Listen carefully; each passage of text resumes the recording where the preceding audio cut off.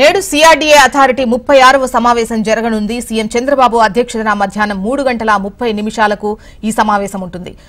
కొత్త ప్రభుత్వం ఏర్పడ్డ తర్వాత జరుగుతున్న మొదటి సమావేశం ఇది.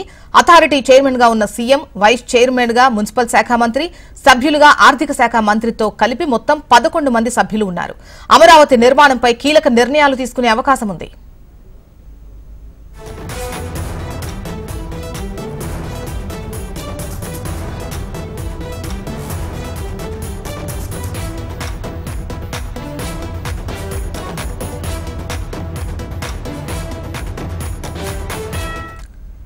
నేడు సిఆర్డీఏ అథారిటీ 36వ సమావేశం జరగనుంది.